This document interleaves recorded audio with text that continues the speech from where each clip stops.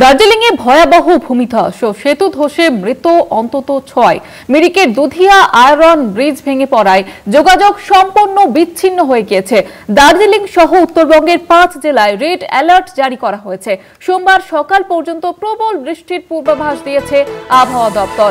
মিরিকের Dudhia iron bridge ভেঙে পড়ায় যোগাযোগ সম্পূর্ণ বিচ্ছিন্ন হয়ে গিয়েছে এবং এখনো পর্যন্ত এই ধসে 6 জনের মৃত্যু হয়েছে এমনটাই খবর পাওয়া যাচ্ছে। দার্জিলিংয়ের সহ উত্তরবঙ্গের 5 জেলায় রেড অ্যালার্ট জারি করা হয়েছে। সোমবার সকাল পর্যন্ত প্রবল বৃষ্টি হবে এমনটাই পূর্বাভাস আবহাওয়া দপ্তরের।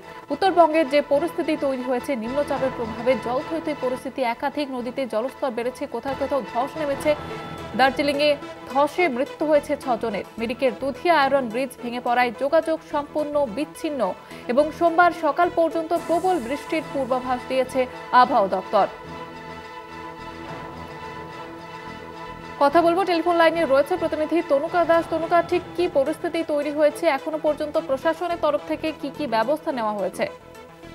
দেখো, দার্জিলিং তথা উত্তরবঙ্গের পাহাড়ি এলাকায় তৈরি হয়েছে ভয়াবহ পরিস্থিতি। এখন প্রবল বৃষ্টির ফলে সৃষ্টি হয়েছে ভূমিধস ও সেতু ধসের ঘটনা। এখনো পর্যন্ত অন্তত মারা গেছে খবর পাওয়া 6 জন। কিন্তু মিরিকের দুধিয়া আয়রন ব্রিজ ভেঙে পড়ায় মিরিক ও কুশিয়াংয়ের যোগাযোগ পুরোপুরি বিচ্ছিন্ন হয়েছে। এদিকে জাতীয় সড়ক 110-এর হুসেন খোলা এলাকাতেও ভূমিধসের ঘটনা ঘটেছে। রাস্তা মাটি পাথরে ঢেকে গেছে, পুরো বন্ধ একদমই গাড়ি চলাচল।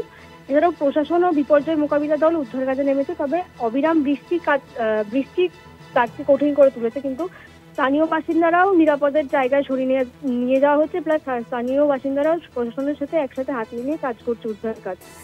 আবহাওয়া দপ্তর ইতিমধ্যে দার্জিলিং, কালিম্পং, জলপাইগুড়ি, কোচবিহার রেড অ্যালার্ট জারি করেছে এবং পূর্বাভাস অনুযায়ী সোমবার সকাল পর্যন্ত পাহাড়ি জেলাগুলোতে চলবে ভারী থেকে অতি ভারী বৃষ্টিপাত। ধন্যবাদ জানাবো তনুকা।